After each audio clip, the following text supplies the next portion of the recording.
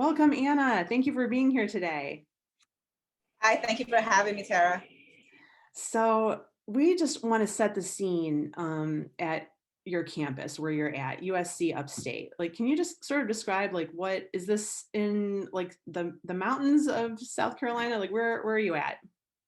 Well, we're in South Carolina. We're in Spartanburg, which is known as like the hub city because Okay. we're close to everything. We're close to Asheville and Charleston. So Nice. we're a little bit below of the Blue Ridge Mountains.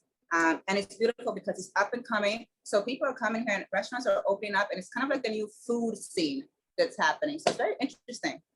Yeah, very cool. And I mean, the proximity to Charleston and Asheville, that's amazing. Those are both really good food cities for sure. Yes. Cool. And I've been asking everybody kind of about just their pandemic year. Like, what has it been like? Were there students that were on campus and obviously a lot were probably learning remotely? Like, how did that look for you guys? Well, for us was real crazy because when this started a year ago, we knew it was serious because we were talking about quarantines and the effect they had, but we didn't think it was going to be as big as it was. For us, we closed down early, so we closed down at the end of April, Hmm. and the assumption was it was going to be 2 to 3 weeks, and then we were going to open back up again. And Right. then the summer came, and this was not just us; it's affecting everybody, and it was Yeah. worldwide. And they told Yeah. us we wouldn't open for the semester, and there will be so many changes going on for the following semester. Um, and we didn't know what that meant. We were definitely working with Sodexo because Sodexo was telling us all their guidelines and Hmm. changes that we will have to implement. And then we have also had to follow the school's guidelines and CDC. Right. Normally, as a chef, what we're focused on is food. We Hmm. want to make sure that we have a great menu coming forward, a new platform, interesting things. And now instead of worrying about the food, we had to worry about safety. So Right. that was one of the gears that we have to change over to. Hmm. And with it being safety, it also comes with the unknown. Like now we're going to have to start adapting because safety also came into play with how much staff can we have, guest counts, because now we used to have, I want to say 600 people and the student body would come in here for every shift. And now they were telling us we're going to have a third of that on the meal plans. Mm. So staffing was an issue, guest count was an issue that we were going to have to be facing. And these were things that we were going to have to adapt for now. And like I said, paper was one of our biggest things because now everything, we couldn't have self-serve. We had 8 self-serve stations. And we Right. knew that if we didn't have the station or guest participation, we were going to have to knock it down. So Yeah. from 8, we went to just 3 in order for us to Hmm. be able to work to 3 stations. And we still wanted to give a robust menu. So then we have to figure out how can we still provide the same excellent service we had, Hmm. maintaining the standard that we needed to have moving forward. And then everything was new. So now it was masks that we had to all have. And we had to get used to making that be part of our new uniform, our new Rio. Right. One of the things that we did, which was really nice to make sure that the students and also the staff, because the staff is the one that's a little bit harder to train sometimes, that this was not something that, oh my God, I could forget one day. This is something you had to have every single day. Right. So the huddles, we had the chant mask up. So every time we did the huddle and we finished it up, we make sure we say, okay, go to Dexo, mask up, and we put our masks up and we began work. So we make sure that the masks were there. I And then like we had to that. make sure all of our PPEs, which was one of those things that to us was something getting used to because now we had to order in bulk to make sure that we Mhm. had enough from the distribution because like I said, it wasn't just this sector. It was healthcare that was having it. It was your mom and pop place that were having the same needs. So we knew there were going to be rations, things were going to be allocated to certain departments who will have priority. But if we still wanted to be in business, we had to devise a game plan that will also help us out to be able to still operate. Right. That's a lot. And then, so in dealing with all of that, at the same time, I think what's awesome is that you were able to still do what chefs do best, which is help people enjoy themselves with food. And you did Yeah. some fun things. So, walk us through a couple of the fun things that you did. You had a carnival, like for the New Orleans, like Mardi Gras type thing. Tell us about that. Okay, well, that was really great. Like I said, this was going to be the new real that we had, the new normal.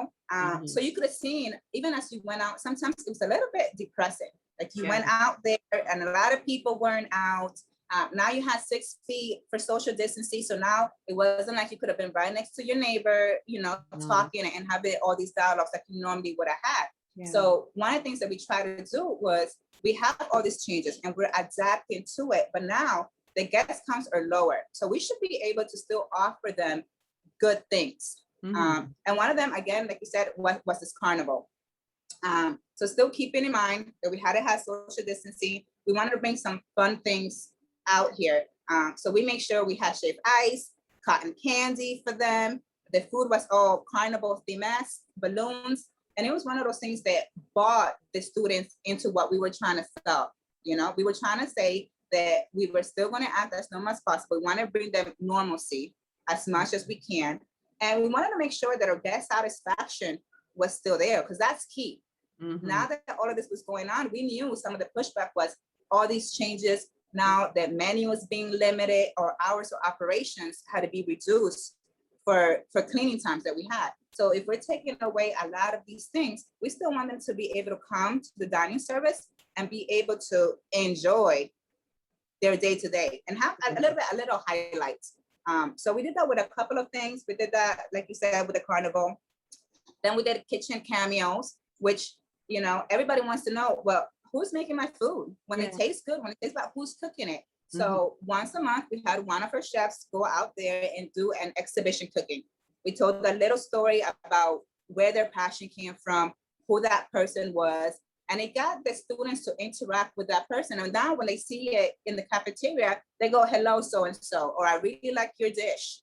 So again, we're building familiarity between the staff and the students. So there's more going on, you know, you sense that level of care.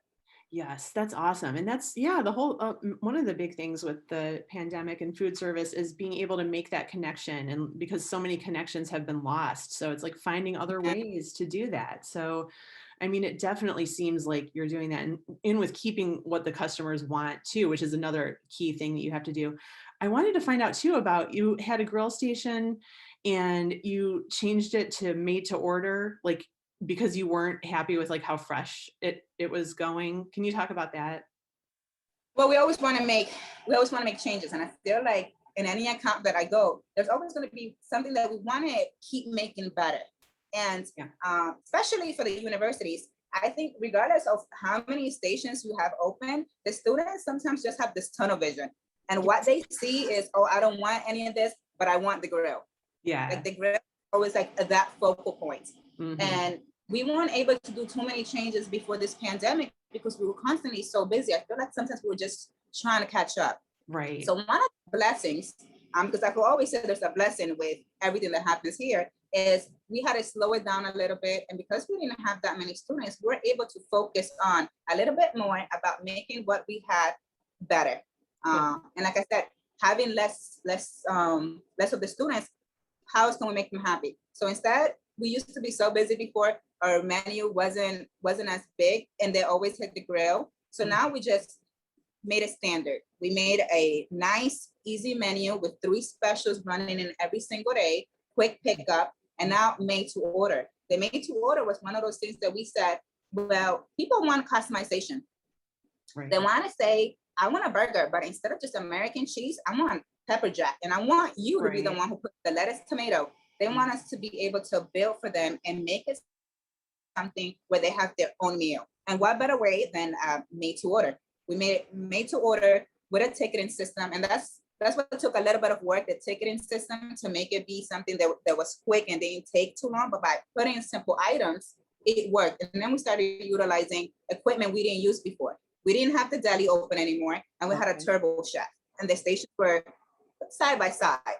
So now we're utilizing the turbo chef, and now you get individual sized pizzas. Now you get subs. It opened up a whole new level of what specials we can run for the students. That is cool. And that That was brings us, really great. Yeah, that brings us to my next question, which is the upstate omelet. And I always think it's cool to hear about different omelet builds because it's like we have the ones that become so famous. It's like you got your Western omelet with the ham and the green peppers. So Staples. maybe this will be the next like top omelet. So what is in the upstate omelet? Okay, so we really happy about this. We used to, like I said, we used to have so many stations before, and now because COVID, we had it narrow it down. And we didn't want something where we're giving the students too many options because of how long it took to assemble in the lines. We definitely didn't want that. Omelet stations, when we lost it, the students were like, well, I really, even though I come for breakfast and there is a breakfast line, I want something again that I can make my own, something quick, readily accessible. Um, so we decided to bring back the omelets, but we decided to make a dish that people wouldn't have that much choice. This is the dish that you were getting, and the only choice we'd allowed was protein, whether you wanted it or Mhm, not, because not mhm, everybody ate meat, and mhm. whether you wanted an egg white or you wanted whole eggs, because some people want the whites a little bit instead of the regular eggs. Mhm, And everybody's in the South, so it had to be something with barbecue. mhm. So Oh, nice. we yes, we came up with the upset omelet, which consists of barbecue pulled pork, shredded potatoes, which is our hash browns, Ooh, peppers and onions, Monterey Jack, our special barbecue, spicy barbecue sauce, and fresh cream.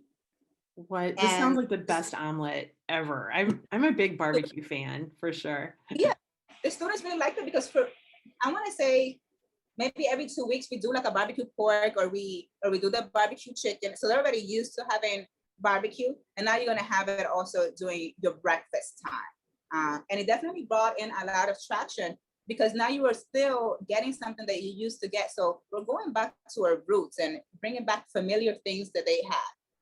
Yeah, And by putting it twice a month, they look forward to it. right. So we didn't do it every day because we couldn't, by a labor standpoint, we couldn't afford to do it. But Right. if we advertised it well and told them when it was coming, they waited for it and they came for it. So we do it now, and now we started doing 2 omelets as opposed to one. And it's one of those things that we're definitely going to do rolling next semester yet again. Oh, yeah. Very cool.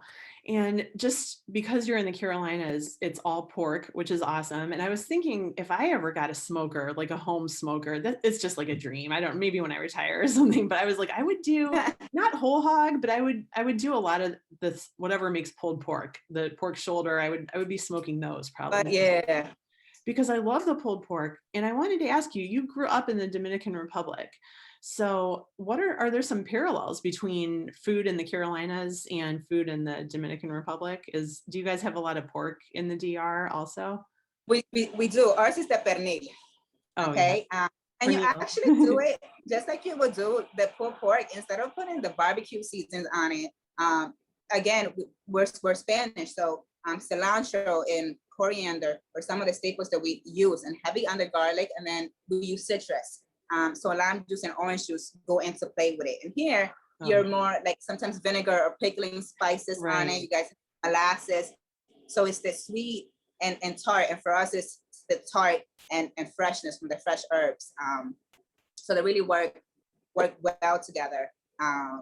And I came in here, and like I said, it was a little bit of a culture shock, learning what the people here will want. I came up from the north, so being Spanish and then coming from the north, and then being in the south, it's like, okay, now I have to figure out what I can put for these people that they're gonna like just as much, because I wanted to bring some changes. I didn't want it to be the same old mac and cheese all the time, or casseroles. Even though Yeah. everybody loves them, I learned to love them. But bringing in some of the freshness also for them, because sometimes we forget that a simple vegetable is great just steamed and nothing else added to it. So Mhm. that's my next task, bringing in a little bit more of the freshness for it. That way, the vegans and vegetarians can really start enjoying all the dishes that we also have.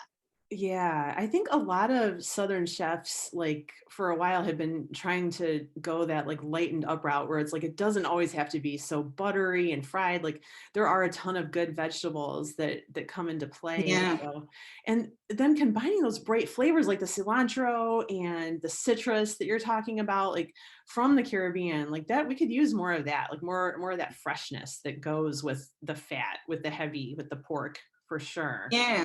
Like that nice mojo mix, it's great. Oh yeah, that mojo is really something.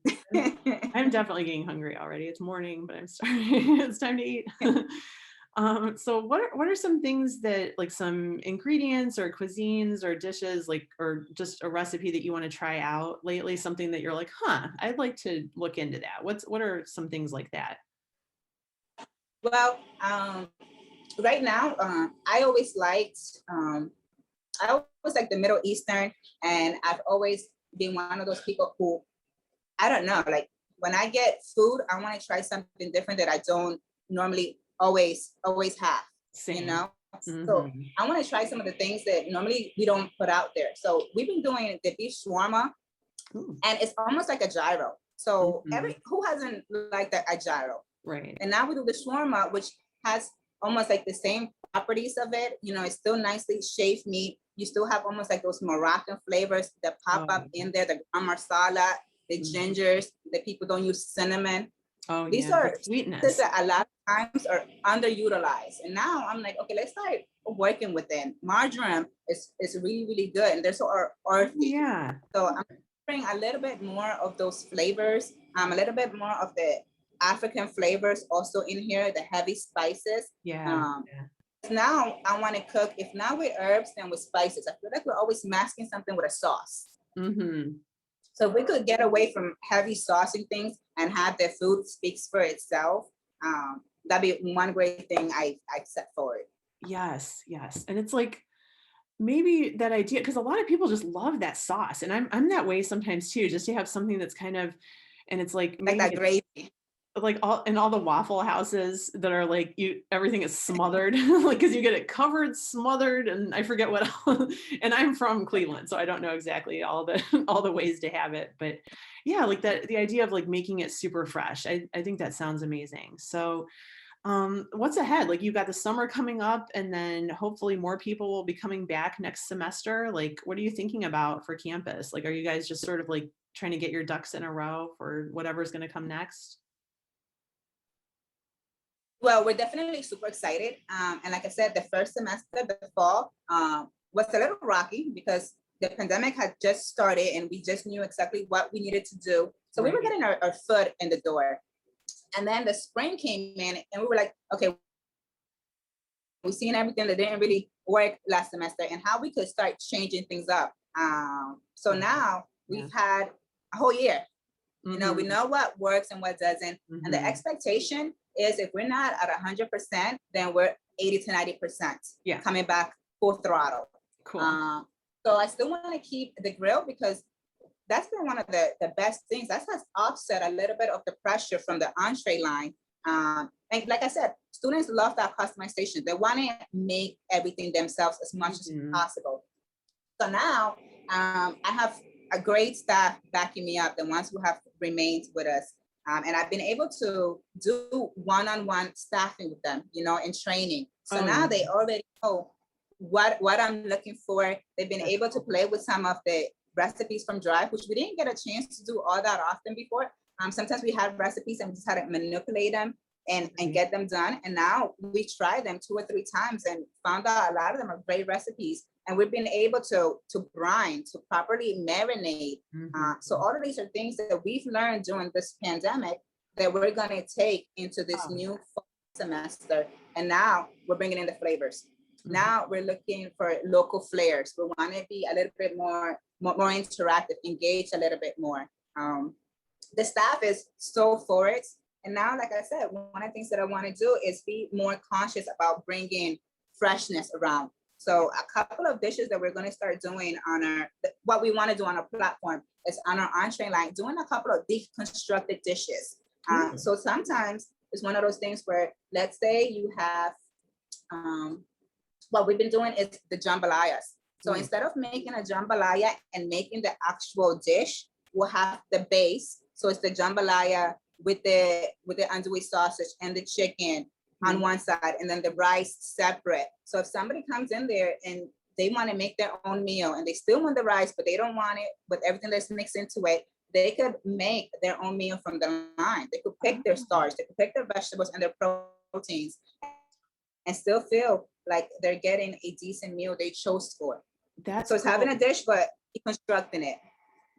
I like that. And that fits right in with the bowl trend of like getting something like a meal in one bowl type Yeah. thing, which is awesome for Everybody's sure. like, I want to build it my own. And there, I realize, especially here in the South, there's sometimes those pecky eaters Mhm. where they look at it and they're like, yeah, I want it. And then they're like, but it has onions, or, oh, I don't really like the tomato.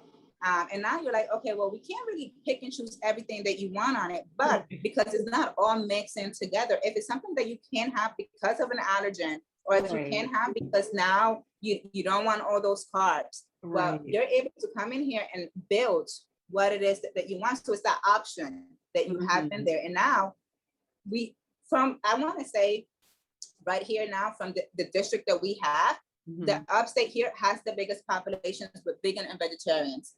Oh, So we've been wow. doing we've been doing a lot of full products and a lot of plant-based. So we're getting all ready for that. And one of the things that we want to accomplish is by making all these dishes deconstructed, that we'll be able to appease them. You can Because switch from back. a labor standpoint and financial standpoint, if we just go all plant-based, it does become pricey.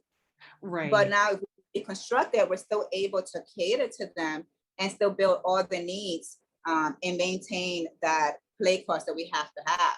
So it gives us more wiggle room to be able to do a little bit more and capture that audience. I think that makes a lot of sense. That definitely does. And we were just Yeah. about at time, but I could talk to you all day, but I'm sure that you're busy. But I really enjoyed talking to you, and we are going to keep watching you and following up to see what happens. And we hope that you'll come back on the show also. So thank you so much for being here today. No, Tara, thank you so much. I really enjoyed it. And, I like speaking about what we're doing now and the changes that we have coming forward, because there has been so many changes and now we have to keep adapting. And I think that's one of the great things for chefs to Um, adapt and teach staff and help them grow, because there's always going to be something that's going to happen. yes. So Yeah, keep the it's like I staff, think yeah, keep the we know staff that happy. And now. then, We're yes, ready for that. and it's the most important. Make sure we're their staff. Absolutely. All right. Well, we're going to talk to you soon. So thanks again for being here.